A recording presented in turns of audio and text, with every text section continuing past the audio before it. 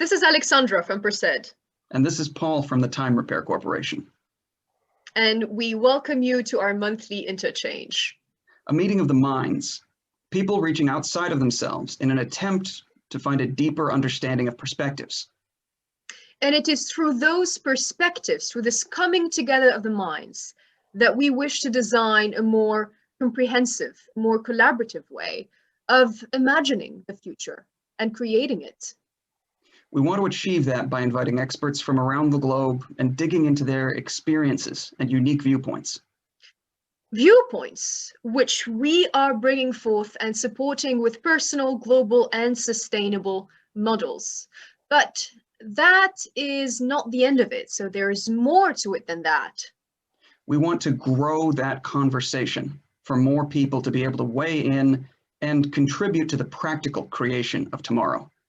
Reach out to us and let's make this a borderless interchange.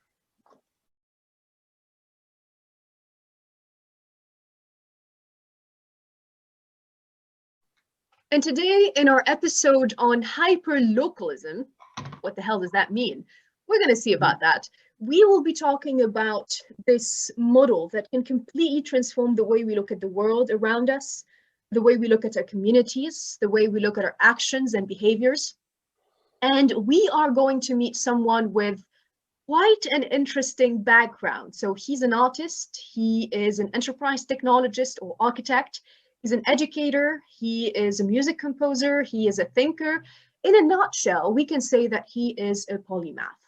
He is working as a technology transformation specialist, and he has managed all those parallel careers in education on one hand, and enterprise tech on the other hand. All that while making computational and digital fine art. We'll see about that in a minute, perhaps. Not in a minute, but in a few. And he kept writing and producing electronic chamber music. He has been an expert consultant in management in digital architectural, digital transformation. He worked with BBC, with Microsoft Studios, with the Royal Shakespeare Company, and now he's working with the London North Eastern Railway. I think. London North East Railway. It's one of the oldest railway companies in the UK, and it runs the line up the east coast of the whole island from London to the top of Scotland. And there you get your clarification. But he's also taking care of his anti-selfies, which is a series of artistic expressions that are in between the self, or the anti-self, and technology. You might wonder, what does all of that have to do with hyperlocalism? We will see about that. But first and foremost, let's have a big, warm welcome to Richard Adams. How are you feeling today, Richard? I'm feeling fantastic. It's early morning for a weekend for me when we're recording, but that's good. It actually got me out of bed, which is very good. But I feel great. Thank you. How are you? I'm doing great. I can't wait. We had the chance to have previous discussions. I already know how amazing those discussions can be. So I can't wait to dig deeper into today's topic and everything that sits in the fringes of that topic. So Richard, perhaps we can first start by clarifying and explaining, what does hyperlocalism mean? Hyperlocalism, I suppose if you use the word localism in English, it just means pertaining to the local area, but the local area in urban areas can be very large. The local area can be a whole town, part of a city, part of a county, whatever. Hyperlocalism is a concept that has been around a while in terms of the internet. Certainly came across it in the 90s first, but it is about drilling right down to the street corner. So I obviously I'm not talking to necessarily people from England here. But in England we used to have, not so much now, I think lockdown's killing it, but we used to have a network of, I think on every street corner we had a pub and a corner shop, a bar and a corner shop. And those places were places that people went not only to buy things, to drink or to buy food, but they actually gossiped.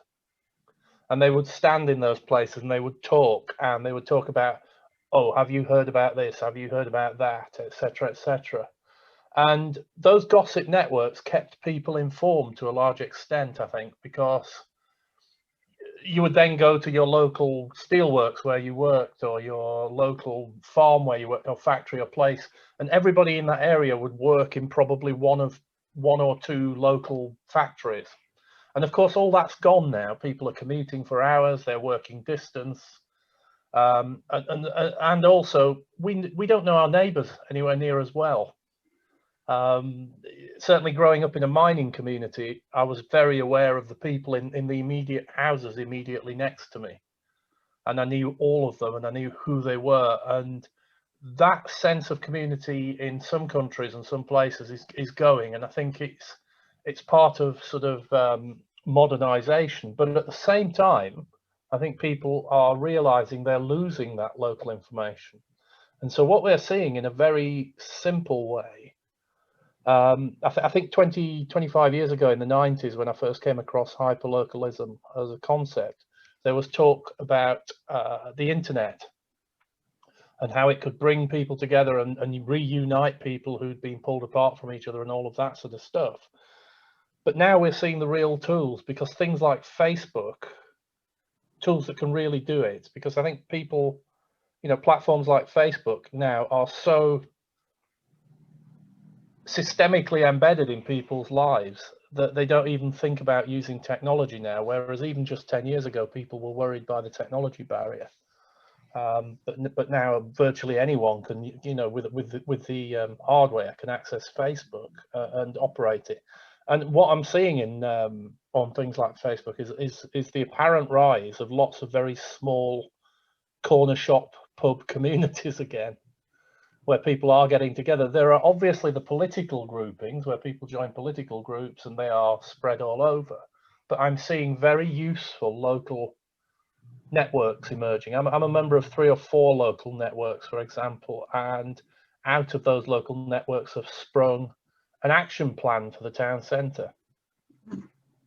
And I'm seeing, I read recently, an article on Medium, which I came across, which was, about local food producers in India and how they were starting to sort of congregate and get together, and how they were trying to sort of display their authentic identity in order to bring people to those restaurants and things. And to me, it's kind of replacing what we lost when we lost the old industrial model of society, where you worked at the local big factory, you went home, you went to the local bar on a Saturday night, you went to the local corner shop. All of that disappeared. We have massive supermarkets the size of football fields. And that sense of community went, I think, fragmented very horribly through the 80s and 90s. And I think the potential here is for this hyper-localized network, something that's focused right on somebody's street corner, to actually grow and produce pressure upwards.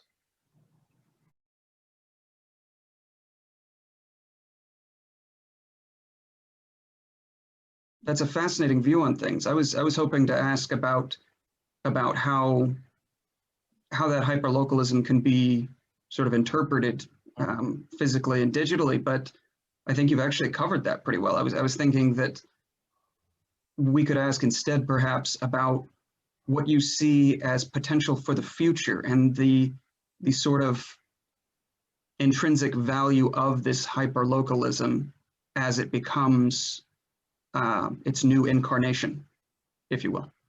Yeah, I think it's interesting, isn't it, that in a lot of ways, the sort of middle layer of society is the thing that's disappearing or going to disappear next. I think a lot of jobs will disappear that were traditionally done by white collar workers. Artificial intelligence, I'm already installing things that can do number crunching, in machine learning labs in a way that accountants used to do, and things like that. And in a way, the assault on blue collar workers has stopped, because there's only so much getting rid of people you can do, because the machines aren't quite good enough yet. So, but what's happening now is the machines are becoming good enough to tackle the brain power shift and the middle class jobs, if you like. And I think it's that layer of society that's actually most under threat, because I think the people at the top retain and own, businesses and make the wealth, etc., and the people at the bottom are still going to be needed, but they're going to be needed to do things. We're a long way off from having proper robot, road sweepers wandering around, and proper general AI is a very long way away. And we'll see robots around. We already do. Tesla cars are robots when they're on auto drive, so we're getting used to the notion of robots. Aeroplanes can already fly themselves once they're up in the air. But what the pilots are doing are moderating, and they're there just in case things go wrong, for reassurance. And now a lot of things won't need that reassurance. And I think those changes are interesting. And I think what's happening is that at the same time, we're losing that sort of middle thread at the bottom. We're finding that we're all on Facebook, and we're all on Twitter, and we're all on Reddit, and we're all on this, that, and the other, and whatever comes after that. And I'm a great believer in systems thinking, in that once you start changing tiny, small things, lots of them, the vibrations work up the network and effect a bigger change. And I think that's where hyperlocalism will really come in. I think, like a lot of things in the 90s, when we read books by authors like Benjamin Woolley, he had all the right ideas, and lots of those writers did, but the technology was a generation away, if we were honest. And that technology is now here. You walk around, we know where you are, we know what you're doing. The phone is capable of being tracked if you don't turn it off. All of those things. And it means that I can walk down the road and sensors can pick up things I'm doing and just react to them, right? Now, but similarly, I can make interactions back the other way. And this is what people forget. They forget that actually, yes, Google know where I'm walking if I don't turn that feature off buried in the settings. And they can offer me adverts for things I'm walking past if they really wanted. I mean, it would still feel quite awkward if that happened. But I do think people forget that there's a systems thinking element to this, where it's not just a one-way transmission, it's a two-way transmission. And as I think we mature with the technology, people will become much more used to the notion of making small changes locally that then accumulate and become larger changes nationally. And it's just really fascinating. I think, funnily enough, I'm not a doomsayer. A lot of people think with technology, we're going to face this fascist state where people, constantly know what you're doing and this, that, and the other. But at the same time, it's bringing a lot of transparency to politicians that they never faced, which in some ways, the transparency is probably what's causing the sort of extreme reaction in certain politicians, because they don't like being exposed. So I think the transparency will come, because I think as people become more sophisticated with the use of it, and they will start to feed things back up through these local groups. So we now have an example, the example I mentioned about my local town, we now have an action plan to redevelop what we call the High Street, which is Main Street in the US. As a more community-focused area, because the way technology is changing things is high street shops are closing. They can't compete with online retailers. So how do we keep that sort of community there? Because we know that 40 years ago, we used to go to the high street and we talked to people we knew while we were shopping. And that's the way information exchanged. And it's just flipped into Facebook now. And it is quite interesting that you're starting to get expressions of a really strong identity through this technology, and people are clubbing together in groups, and they're often political, but increasingly I'm seeing local groups that are becoming activist and are starting to change things. And it's that systems thinking approach that every time that group makes an action that changes something, if another one does, and another one does, and another one does, we can't predict ultimately what the effects will be. And it may well be a curtailing of technology. It may well be that the effect is a change on the way our towns are laid out. In my case, it may force the next step in evolution of the town centre. I don't know. I mean, that's the trouble with systems thinking. It's basically about chaotic networks, so you can't actually predict what's going to happen. And also what makes them quite interesting, because there are so many different possibilities within a system. You could virtually go in any given direction, and you'd still have an outcome. And this is what also makes it so interesting. But I really want to go back to the idea of of local and how we can define local, because what we were saying is local in relation to an axis which is geographical, so local in terms of geography. But given the fact that we have all that technology, and we've seen the creation of now small groups on Clubhouse and other tools as well, and in a way, if we want to reinterpret the term local, they're still local, but the axis is no longer geographical. It could be thematic. It could be a group of people related to a theme, related to a cause, people working together perhaps in a company. So it could also be local at the level of a company in terms of cultural shift. Absolutely, localism. Am I sounding? Is my microphone working? Okay, yeah. Perfect. Yeah, okay. I think localism is, you're right, local, in that context, local could be redefined as political affiliations. It could be defined as you know, defined as social affiliations, whatever. It needn't be the town you're in, it needn't be geographical, but hyperlocalism, I think, is. And I think hyperlocalism, which, you know, that layer below local, is about connecting small groups of people with similar interests in a very specific area. And I think that's what's missing from the mix at the moment, and that's what I'm seeing to start to emerge. You know, is that a bunch of people in a certain area now get together and they effect change by going online, whereas before they thought, well, we can't change anything, we haven't got a voice. And I think that is a really interesting difference, because that really is geographical, and it's geographical in a way. I think, you know, yourselves, you know, you're much younger than me, and you probably haven't grown up and can't remember, but I grew up in that old industrial complex where people really did know everybody who was around them, and I think that's the point. I think things like WhatsApp have re-energized, for instance, the communications between people in the houses where I live. I live on an estate, and there are 20 houses. And when we moved in the 90s, I knew some of them. I knew most of them by sight, but I didn't really talk to most of them because I came here, went to work, came back, it was dark, you know, and there's no social side to what we do here. But since we've had a WhatsApp group, we've been talking enormously about everything. And while I might not have seen, you know, there's one person there I haven't physically seen for about 2 years, they're still in that group talking. And so we're forming a group opinion.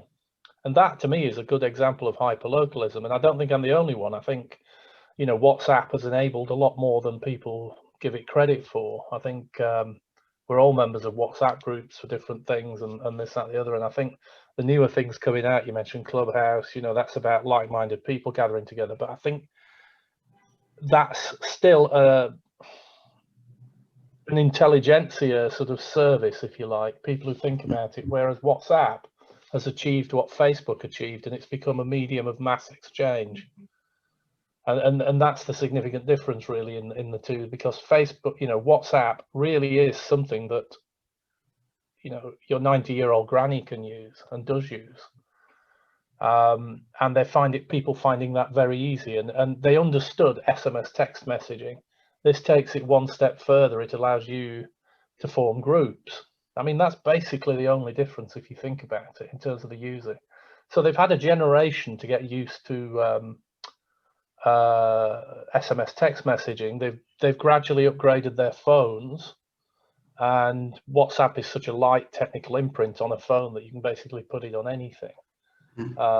And people are using it, and families are saying, well, we can keep in touch via that, and so on. And so it's re-enabling those networks. I mean, when I left home to go to college, if I wanted to talk to my dad, you know, I had to queue up at a communal phone box, yeah, and wait my turn and put the money in, and then, you know, you've got people looking at you waiting to use the phone, etc., etc. And so you'd end up doing that once a week. And now, of course, with families, you're talking all the time. I'm in a 3-floor house at the moment. I talk to my kids on the top floor via WhatsApp. You know, but that's the point of the hyperlocalism. It's literally down to the ground level, the dot where you are.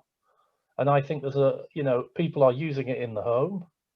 They're using it on their street. And I think businesses are starting to try and use that. I've seen local businesses, not necessarily WhatsApp in that case, but very close, tight networks that are related to a geographical thing, because I think our culture is often rooted in where we are.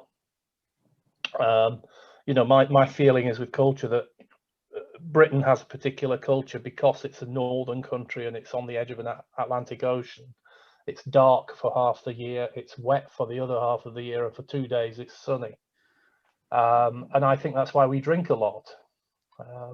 You know, well, it correlates with living in Finland. I've yeah, seen a no, lot but of it's the exactly same. the same. The Finns, the Russians, the Swedes, all those countries that are dark drink quite a lot.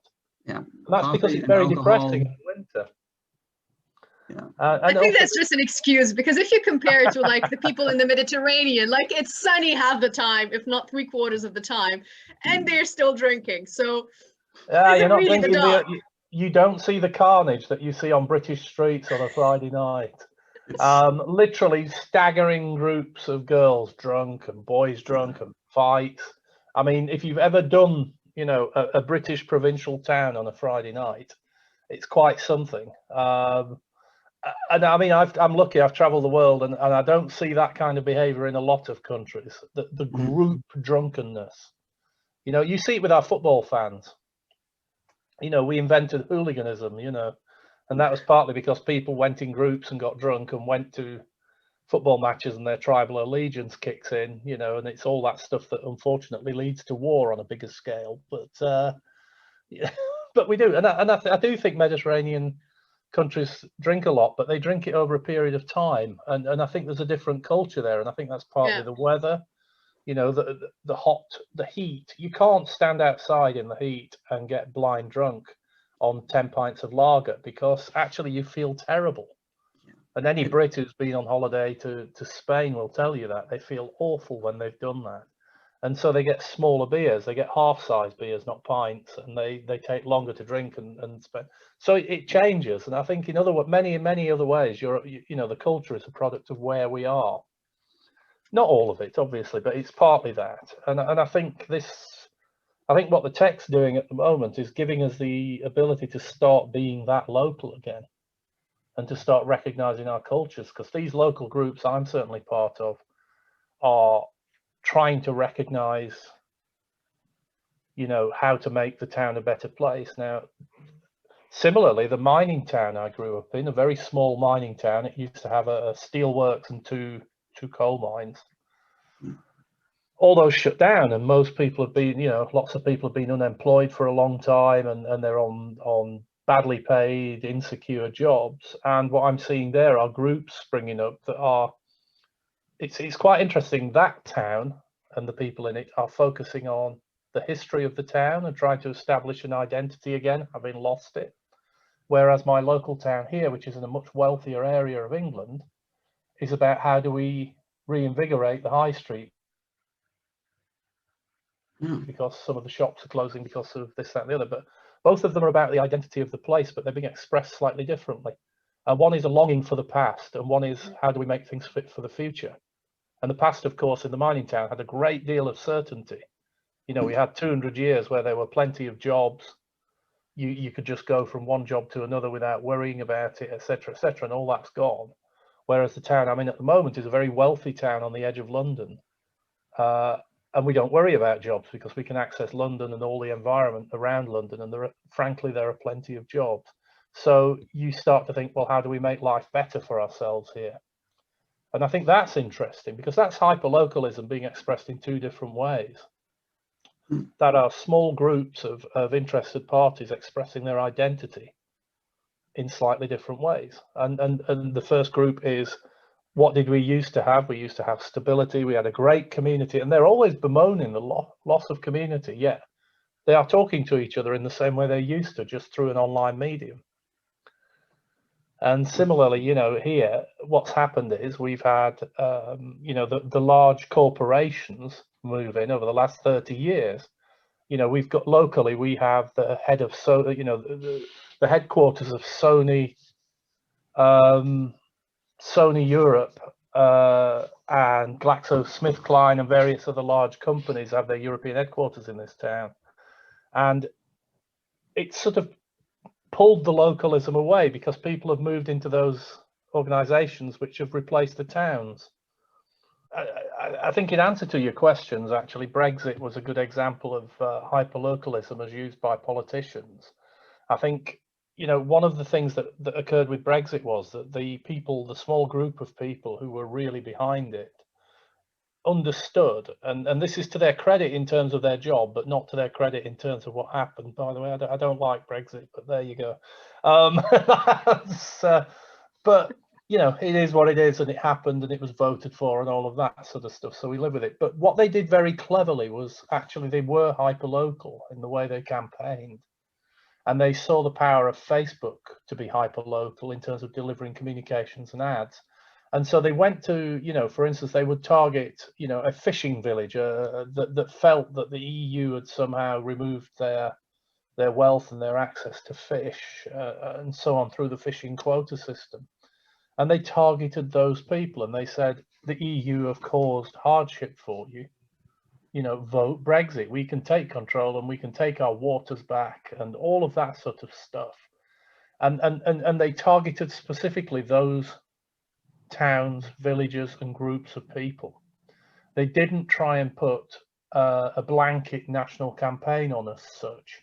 The most effective bits of this were the hyperlocal things. And if you watch, there are many documentaries online you can watch about Brexit because actually it explains all of this and how they did it incredibly well, most of those documentaries. And I think politicians can learn a lot, but I also think ordinary people can learn a lot, and people in charge of the tech should be understanding what their platforms are being used for. Yeah. Because actually it is almost mob mentality in some ways, because you persuade a small local group of people that particular injustice is happening and that the only way to fix it is this particular course of action. And then they don't seem to be able to take on board that it might not be true. Yeah. Because it's coming through. And this used to happen. You know, when I started, when I got to 18 and started going to pubs, there would always be someone in the pub who knew about things. And it must be true because, you know, David in the pub said so, and he knows about these things, and he's got an uncle who is in the army, and they told them, you know, and exactly the same mechanisms are happening, you know, and they're powering Facebook misinformation and Twitter misinformation. But the campaign of Brexit was that hyperlocal campaign, and that was the success of it. And I suspect over the next few years we'll see a lot more of that. There may be more transparency on it in certain countries. Certain countries might insist on, you know, you've got limits on what you can do and things, but I think the hyperlocalism is nonetheless there because people are now starting to use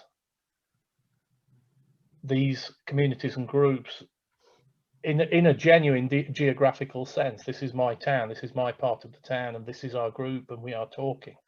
This is my street, in my case, you know, I'm talking on my estate, 20 houses.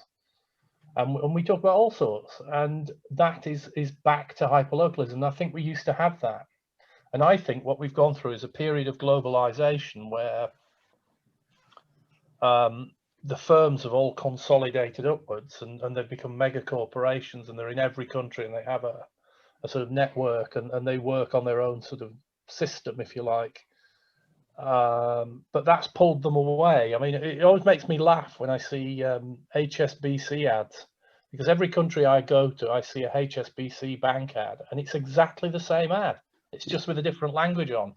And when you look at the translation, it says the bank that thinks globally but talks locally, or something like this.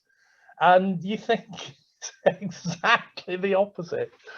But they know, you know, that they need to appeal to people locally and say, oh yeah, that's a good British bank, or it's a good whatever. And I think, you know, I honestly, I think Brexit, you have to sort of admire it. The campaigning for Brexit was genius online. Dominic Cummings in particular really grasped it. I mean, I despise the man politically. I think he was nasty, manipulative and harmful, but he nonetheless grasped that hyperlocalism thing. And so when you travel around Britain, and it's a good case study, you travel and you talk about Brexit, there are still people in very small areas who will hold the views they held, no matter what the evidence coming out. But that was genuine hyperlocalism, because they didn't have the national campaigns. Campaigns in the UK are limited, you know, in terms of the amount of money they can spend and so on. But of course, the online area is not regulated. Yeah. Yeah, that makes sense. And you can achieve those modular effects that way. Just get something that really scales. It then addresses it as a system. So it's saying, well, if we can change the opinion in all these small areas, it builds up to one big opinion change. Yeah. And I think that's why it was a bit of a surprise when we got the leave the EU result on the referendum. However close it was a surprise, because I don't think anybody had read those systemic effects, the system effects going up the network. Yeah. They hadn't felt vibrations. Now, move ahead, hyperlocalism is also going to be useful in that way for communities, not just for political things. Then perhaps the next question could be, how can it be used by local businesses, SMEs, individuals, educational systems? Perhaps we can start with the business side. How can businesses really activate and use the hyperlocalism to their advantage? Well, the thing about local businesses is they have to demonstrate quality, don't they? They have to demonstrate that they've got a value and a worth above what you can get from Amazon. Because if I go on Amazon today, in the UK, the distribution network is so good, I can get virtually anything the very next day, and in some cases the same day, delivered. You know, they've sorted the logistics out amazingly. So I can just browse, you know, when I'm having a cup of tea, and just buy something, and it comes, and the price is usually okay. You know, sometimes you pay a little bit more, but more often than not, it's a market price. So when I look at a local store, a furniture store or a craftsman maybe, or somebody, you know, and I say, well, why is that £500 more expensive than this? Or why is it £30 more expensive than that? Well, of course, they've got physical costs and they don't have economies of scale. But that doesn't matter when you're emptying the wallet. You know, it matters when you're setting the business up, but to ordinary people, it doesn't matter. And I think what hyperlocalism offers, and I'm starting to see it, I think, is that these local small businesses can start to build networks of people who support them and say, actually, go to him, he's much better value. If it doesn't work, he'll answer the phone and, you know, and come back and fix it. And it's those added value things and the extra worth things that I think the online giants will never sort out. They can't. I mean, Amazon write things off. If they send you something and it's wrong, they, you know, if it's small, they just say don't bother sending it back. Yeah. They just write it off. It's just not worth it. Whereas, you know, you maybe, and I think this is the thing, maybe it will push us back away from that sort of ultra mass production mentality where the more you produce, the cheaper it can get, to saying, well, is it worth more if we can fix it rather than throwing it away? It may get rid of the disposability. And I've seen a number of articles where people are starting to agitate to make companies like Apple make their phones repairable. Yeah.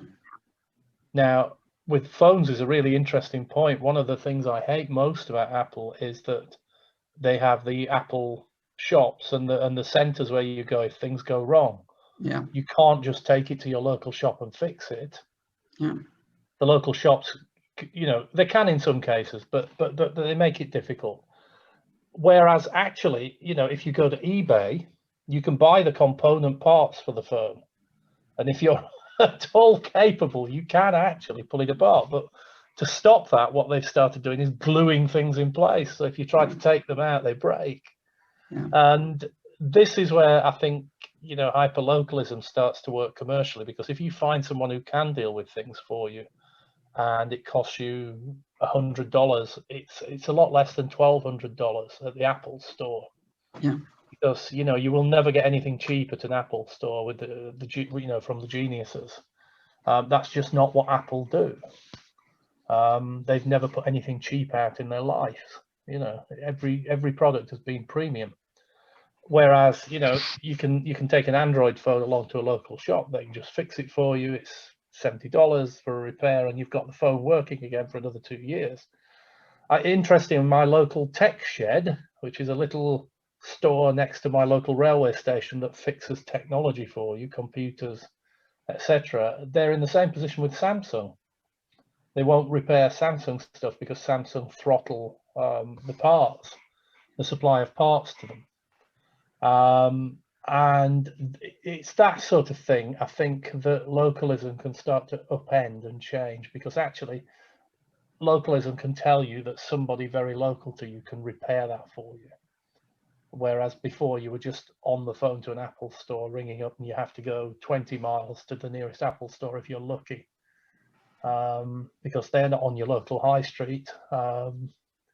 You know, if they were, great, but they're not. So I think that is economically is one thing where hyperlocalism will change. It's that availability of knowledge and the sharing of knowledge. And in Britain, that's kind of replacing the pub, because that's where you would go to find out anything local. You'd go to your local pub and you'd talk to someone. Does anybody know anybody around here who can fix this?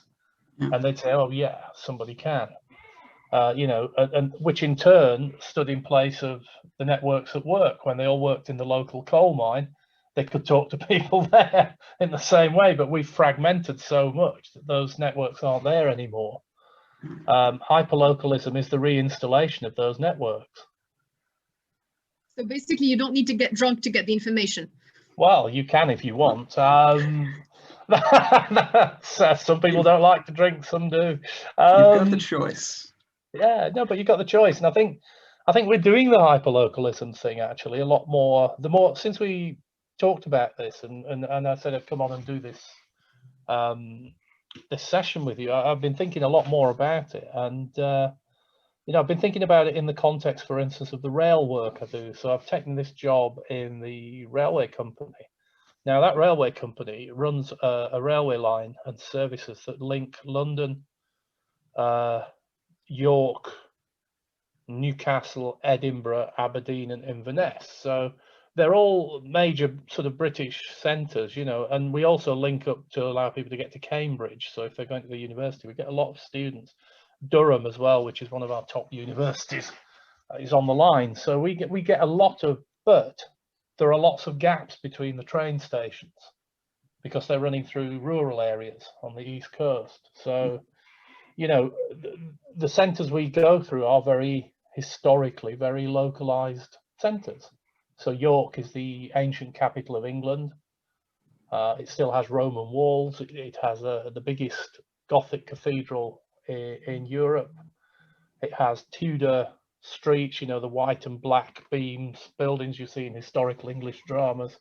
And it has all that sort of architecture and infrastructure. It's a very old town. It's a very wealthy town, and you know, and there are lots of those towns up there. And one of the things the company does is actually try and feed into localities. So, for instance, all our food on the trains is local to some kind of to one of the areas going up. So you get Scottish food, you get, you know, northern traditional Scottish food, you get, you know, southern Scottish, you get northern English food, etc. The suppliers that are all local suppliers. And I think that's an interesting case where a business has actually realized that hyperlocalism actually, even though we're spanning a country, can actually be beneficial, because we can say, well, we do employ local food people, you know, to produce stuff for our trains, and we do put regional delicacies on the menu. And when I say delicacies, you know, I don't mean high cuisine. I mean, you know, local dishes, and so on. And I think that what's quite interesting is working in a company that actually pays attention to that and does that is quite something. And what you get off the back of that are communities online that do talk about us and that are related to the, you know, to the areas we're passing through, and that sort of still regard that. And of course you get train nuts, you know, because people are really enthusiastic about trains. but the locality matters to the business, because actually, you know, okay, you know, I work in London. I've got head office in London, not head office, but the office I use is in London, and we have one of the main terminals in London. But actually, probably most of the customers we have are between what we would call regional cities, all up that east coast. And so actually, you know, a lot of those people using our trains never go to London.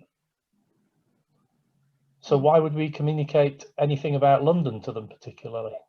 And I think there's an opportunity for lots more businesses, and I think small businesses are jumping on that and saying, actually, this Facebook group allows me to tell people I exist, or to remind them I exist.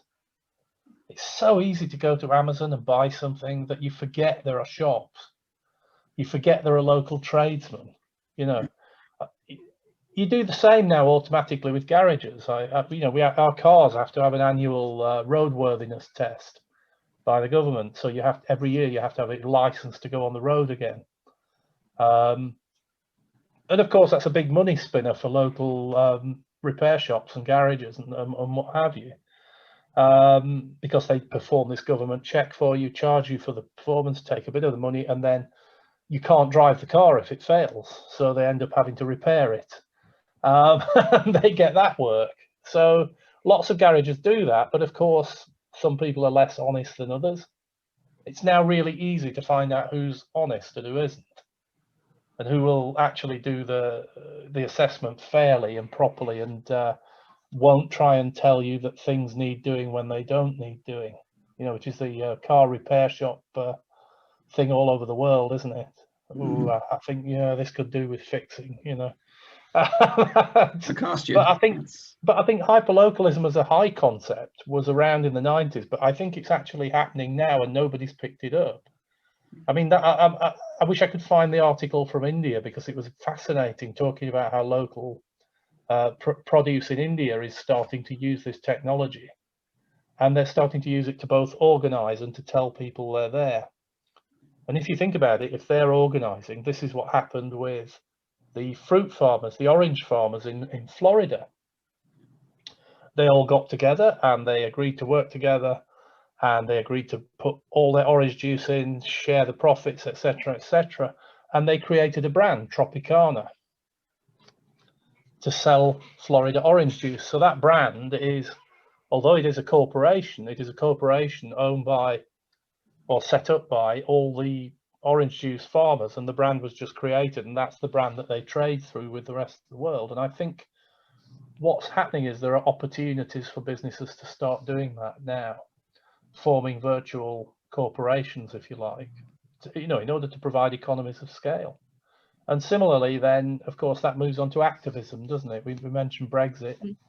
There's the activism side of it. People have latched onto the internet very quickly for activism. And while they were, I think, initially seen as, oh yeah, internet social justice warriors, there are now many, many more what you might call standard middle class people who are also using the internet to organize, to effect change. And whereas I think 15 years ago, those people found people who agreed with them and got together in communities of interest, I think now it's local issues. And I think they're refixing the geography back into it. I hope so. I've seen that sort of shift. I actually just recently, I think it was just this morning, I read an article that was talking about how Finland has done an incredible job specifically resisting misinformation, and that their key weapon has been kindergartners, has been the way that they have educated kindergartners to critically start looking at online information sources, at articles, videos, all of it. Where is it made? Who is it made by? How is it targeted? How is it phrasing things? Even in a multidisciplinary sense, looking at the way from an art angle that different graphics might present things, and that how you can use mathematics to tweak statistics. But it has caused a movement up where if someone in a household or in a local community tells them one thing, then they have effectively been able to stop that from taking root. For example, the HPV vaccine here, at one point, less than 10 years ago, there was a push to resist giving young people the HPV vaccine, which, looking at it scientifically, statistically, makes no sense. No. But it was stopped when parents would talk to their daughters, and the daughters would say, "No, I'm getting it. Don't be crazy. Here are the sources. Here's why it's medically sound, and here's why I'm getting it." How do you think? So that was a long introduction for a question, but how do you think hyperlocalism and education are connecting, and how that's going to change things? Well, it's interesting with education, isn't it? Because I'm not sure schools in the way they're set up are actually fit for the 21st century. I don't think they are at all. I think what the last year has proven is that children can learn facts and knowledge at home just as easily as they can learn in the school. Yeah. So you've got to say, well, what are the schools for? And to me, the job of a school in the 21st century is to socialize people and to get them to be valuable, interested, participatory people in society. Because I think the Finnish experiment, which I also read the article about, was interesting, because they are taking a systems view of that, and they're addressing it right at the bottom level and stopping the bifurcations of the chain, and therefore the buildup of lots of noise at the top that says, don't do this, don't do this. They're trying to, Bill Gates is trying to steal you. Education's an interesting one. You can teach half of the curriculum online without any doubt. In any system, in any country, there are certain things you're going to want to learn. You're going to want to learn to read, write, all of those sorts of things. Not necessarily write, but at least be able to understand language in the right way. But there are other things you just don't need. And how great would it be if schools were incredibly hyperlocal again? So actually what you had was small, tiny segmented communities with what's called an education space, and they were managed in a way that coordinated the actual physical learning that was done at home via the internet, and then brought them together to socialize in their community. Now, I'm going to get slammed here for being some sort of socialist commie for saying this, but but actually we need good citizens. We need people to take a balanced view of things, and the Finns have adopted that way of doing that. And immediately what you'd have in the UK is people saying, they're telling us what to think and this, that, and the other. Well, it's precisely the opposite. It's telling you how to think, not what to think. Exactly. And I think we need to do that. And that does take interfacing, I think, with people. It does take people to explain things and to talk and to discuss. And it does need you to interact with people. But you don't, if you want to learn the history of your country and the dates of events, you can do that at home. Right. And I think this is where it starts to change. So what's the value to the local community? So why, instead of having a school, one school for a town of 15,000 people, and there are 800 kids in the school, why not have 4 schools in each area and let them just sort of build the community around the school, and let them bring businesses into the school if you want, but make it a genuine part of the community. It's almost medieval. It's almost medieval English. Because in England in medieval times we had the village and feudal system, etc. And if you look at the spread of villages in farming areas in England, and sadly I did do some of this when I was at school, I was measuring distances between villages to look at their spread. All the villages in the farming areas here are about half a day cart ride away from each other, which meant that you could get up in the morning, take your cart with your produce, go to the next village, sell it, and come back in the same day. Or and then gradually one of those towns, maybe it was on a river, would become bigger and more important. They would start to host a market. So you could get to the market, do your trading, and come back. And that's where that commercial sort of network has arisen from here. I mean, I know it's arisen in similar ways everywhere else as well. But there were physical limits on what you could and couldn't do, and the limits on a lot of the stuff we do now don't exist.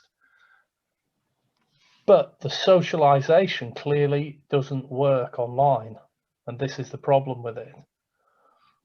With online socialization, you're only getting a very skewed picture of what being part of a society is about. And this whole vaccine thing's quite interesting, isn't it? Because there are people, you can put figures in front of people. I mean, I can put the UK, the UK figures of polio vaccine. Before polio vaccine, we had 300,000 cases a year. Within 2 years of it being introduced, it was down to 30. Yeah. Now you say that, and you say, well, this was in the 1950s or whatever. I can't remember the exact, times. And there's been no after effects from that, right? None. In all that time recorded. And they say, yeah, but that's not the same. You say, well, yes, it is. That's a very clear example. And I can give you a very clear example of the Rubella vaccine and the, and all of these things. And literally, once you vaccinate people, the cases go boom. And then they go, well, what about that person who it didn't work for? And you say, yeah, it's one person versus 300,000. Yeah. And how many you're never would you going like to take to risks. die? And these people are the people who say you've got to be allowed to take risks. You can't have a nanny state. Yeah. So, Exactly. but the point is, it is bizarre. It strikes me that people who grew up with those diseases 60 years ago understood perfectly well how awful they were, and people now don't. And similarly, in countries here, I know other countries are different, but in countries like the UK, we don't know what war's like actually, because we send wars to other countries now. And we join in battles around the world, but we don't have fighting on our streets, and there's virtually nobody alive now who remembers it.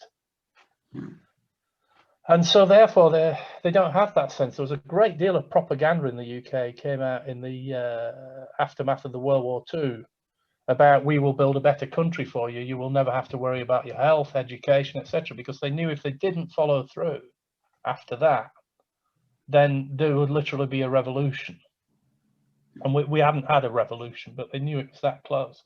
So we got a welfare state, and we got all of those things as a reward for World War II, the recession before it in World War I, and the destruction and stuff it caused, and then the loss of empire and all of that. But the governments coming in, both parties, agreed that that was the consensus. We need to reward people, but people have forgotten. And I think the power of hyperlocalism is that people can start to remember, and they can start to remember with people that they might meet on the street. And this is the great thing that's missing from social media, isn't it? You can go on social media and abuse someone. You're never going to meet them. Never. And you don't even need to say who you are. You could be a totally fake name. It doesn't matter. But actually, if you do it locally, and you can very well meet them. And that moderates things, the physicality. So I think that's where one of the strengths of the hyperlocalism will come, and I think one of the benefits of it will be that once people start interacting properly at that low level, you know that you're not going to avoid meeting these people, so you better moderate what you say and what you think.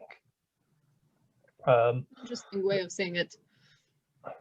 Hyperlocalism is the effects of a bunch of nodes getting together in a geographical area. Take the geographical area away, the effect is still there, but it's the upward effects will be slightly different. And I love that. I love that, because I've had a first-hand experience of that aspect of change and how these small incremental changes can happen without the geographical component. So the last episode that we did was with Yelena Novikova. So she's from Kazakhstan. We met in Berlin for a conference. We were each representing our own countries. And it was a conference on the G20 Global Solutions Summit. So it's a preparation for the G20 in terms of policy making, ideas coming together, think tanks, global leaders, Nobel Prize laureates, and so on and so forth. And they invited young people to represent the younger generation. And that happened in 2017. So since then, we've kept contact through social media, essentially also through WhatsApp. And we came to build connections to support each other whenever we were doing something. And a few weeks after the beginning of the pandemic, when really the pandemic went global back in around February or March in 2020, we decided to explore how these individuals who were selected as young global changers are effectively making change around the world, and see the systems part of global change making through different localities. And we were surprised to find out, eventually we reached out to 9 of the 100 young global changers through the survey. And those 9 people were successful in gathering $23,000 to support people in need during the pandemic. They directly impacted more than 16,000 people through policies, through support, through workshops, through speeches, through skills building, and so on and so forth. And the social media outreach, the combined social media outreach was of 1 million. And that's just 9 people. And if we want to take it from a local or hyperlocal approach, if we remove the geographical location, it's actually the coming together of young change makers who are committed to developing, to developing. Well, that's when it becomes a network. Exactly. And I think that's the difference. So we've got hyperlocal groups and we've got hyperlocalism, which has got that geographic component. Remove the geographic component, then you're into a network. Once you're into a network, you've got the network effect. And I think that it's sort of interesting how it builds up like that. It's but I do think it's the opposite of what we've had in the 80s and 90s, where everything is globalized and centralized. Yeah. You know, and I think back to the grassroots. It really is, and it's up to the grassroots to do it. The problem is the education side. They've centralized education as well. Yeah, but I think it's an interesting opportunity, because we've got these 2 very sort of similar but differently affecting systems, as you've described, the networking system and this hyperlocal system. But unlike the 80s and 90s, we have the opportunity to really combine them as well. Where, as you said, you've got the people getting together in an online version of that pub, saying, you know, David knows about these things. If he says so, then it must be right. He's always doing his research, and, you know, we know. But if David is also connected to this global network, then suddenly you're connecting the dots in an entirely new way, and you get the benefits of both sides. If we can get effectively those young people to be looking at the way that they get their information critically and influencing their individual communities and holding them to a higher standard, saying, you know what, if you're going to make this kind of a claim, you really need to be able to back it up. And everyone's saying, whoa, you know, David knows this stuff. And I know that's just an example. It can be anybody, but if every community has that standard of responsibility, then when someone starts spewing out something that is just frankly wrong or bigoted or uninformed. Well, you can change people without actually being political. I mean, and you know, by being apolitical. I mean, one of the things, I'm chair of an education charity called Professors Without Borders that takes academics and expertise from around the world in the more, I don't like using the word, but the more developed centres, if you like, and we take them to areas and to schools and colleges where people haven't quite had access to that type of level of information necessarily in education, and we do workshops with people. So, you know, we might be in the rural areas of Uganda doing workshops to help Muslim women who are going back to university to learn how to farm tomatoes, you know, how to help them, you know, how they can take principles like design thinking or global trade and security and whatever is necessary, and how they can put what they're doing in the context of that in order to effect change. Now, I don't know what change that produces, but I do know it means that you're producing people who've had access to some thinking about that interchange with the rest of the world, rather than just being the hyperlocal thing of, this is our little community, we're growing tomatoes and we have a local market. And for the first time, they're starting to sort of get access to information that enables them to connect with a wider network. And that will inevitably bring change. It may take a long time, but if you change a few individuals' lives, it tends to have ripple effects. And I think that's actually perfect. That, you know, sorry, go ahead. I apologize. I interrupted. No, I was just going to say that that's a perfect sort of bridge into the last question.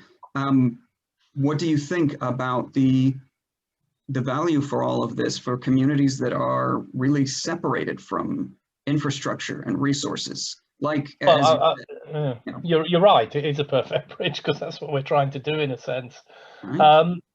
But I think that whether you're connected with infrastructure or whether you're not, getting that knowledge into your local community properly is the key thing. Because as I've said earlier, my two main groups that I interact with, one is ex-mining town, one is a wealthy suburb of London, and the concerns are different. The concern in the mining town is about identity and losing their sense of identity and community as it's all been disbanded. And in the wealthy town, it's about how we make the high street, the main street, a more pleasant, community-focused area, if you like, where you can go and have these conversations and you can talk to people. And I think with the education side of things that ProWeBo, Professors Without Borders, does, that is about taking ideas out to places that, like you said, really don't get plugged into the infrastructure and that often don't have access to that. Sometimes they do, sometimes they don't. But it is about leveling up. There's a phrase that, much as I'm not keen on Boris Johnson as a prime minister, but one phrase that his advisors have given him that I do agree with is using the words leveling up. And there's a great leveling up needs to occur.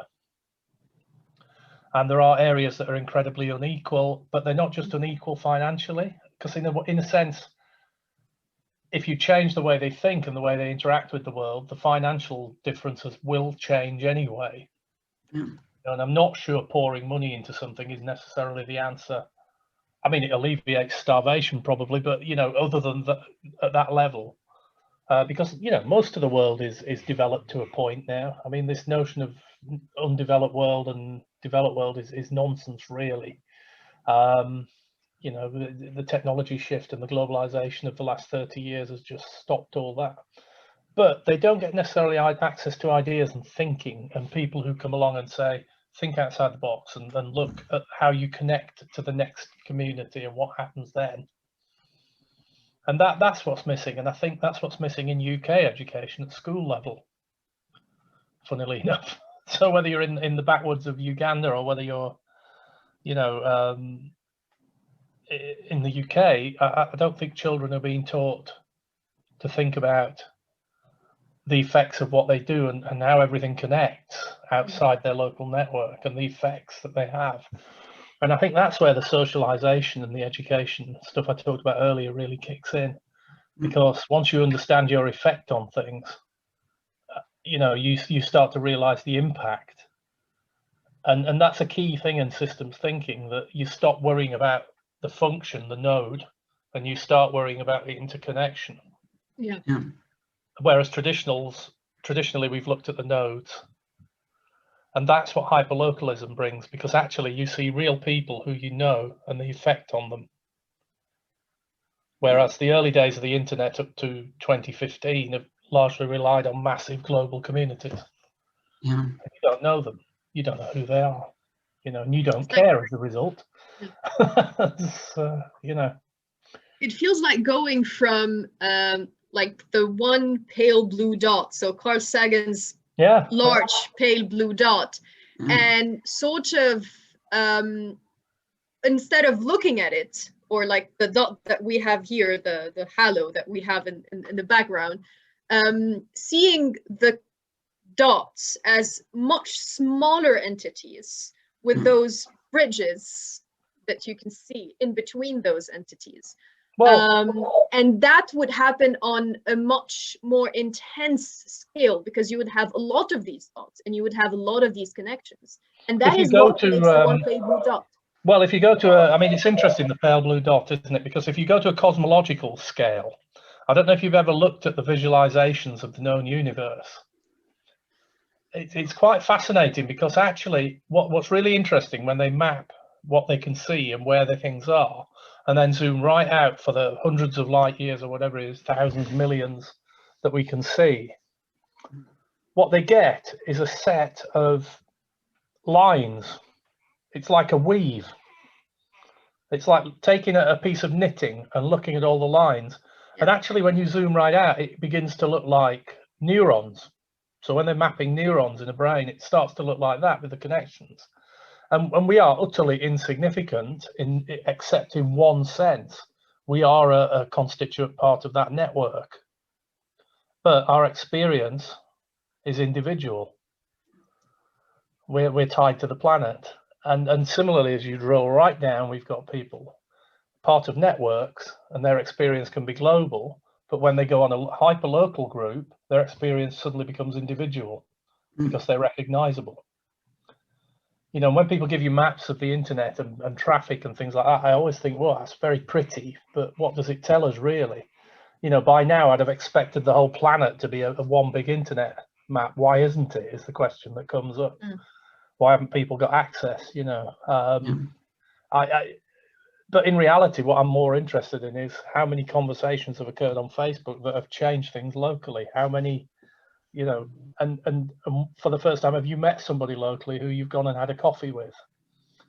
And people are doing that because they're meeting people, or you know, they're, and that is about, it's a strange, it's classic system stuff, isn't it? Because you've got individual units at the bottom, and at the top you've got a massive effect at the top, and somehow you've got to navigate those nodes. But it is always the connections you make that matter, not the node itself. And I say this, funnily enough, to students when I talk to students about jobs. Your job itself, in a sense, doesn't matter unless you're the person with the hand on the red button for the nuclear attack. But other than that, your job itself, in a way, doesn't matter. It's when you get into a job, how do you interact with the people you need to interact with is what's more important. Because actually that network, when you're in an employment situation, connecting people is more important. And funnily enough, what rises out of it is how the company operates. Not, you know, very rare that one person determines how a company operates and the effects a company has on the world. That is a cumulative effect with someone at the top maybe who's trying to steer it a bit, but they can't go to every level of a corporation and dictate. And those companies that try to are often very unpleasant places to work. Yeah.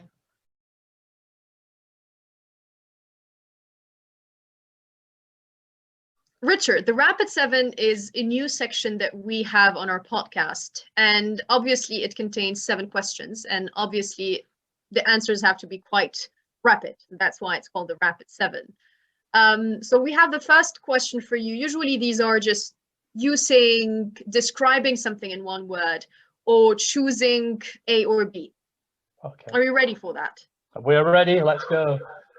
That's good. So selfie or anti-selfie? Oh, anti-selfie. Can you show it to us? Show you an anti-selfie? Yeah.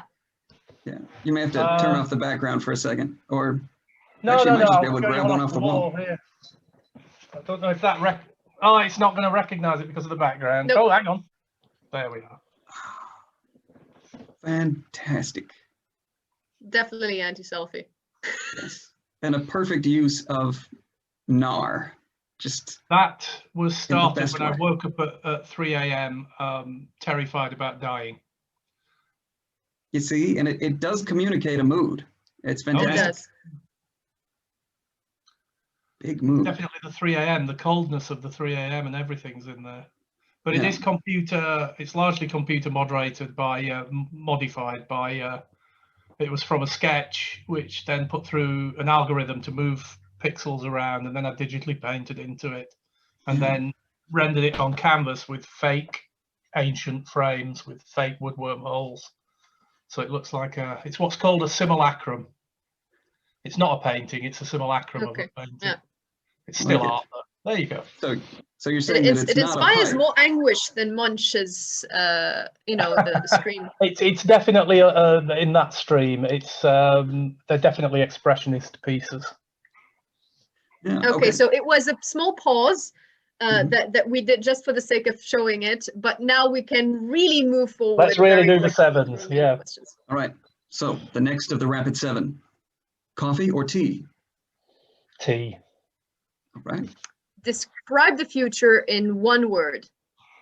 Hopeful. Describe the present in one word. Lacking direction, 2 words. Sorry. Close enough. Describe your state of mind in one word.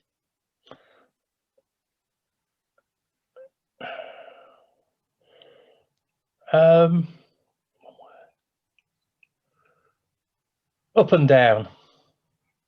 Close enough. Your favorite word? Mellifluous. Ooh. And last but not least, an inspirational message or an advice in about 5 words. Approximately. Try things out and always ask why.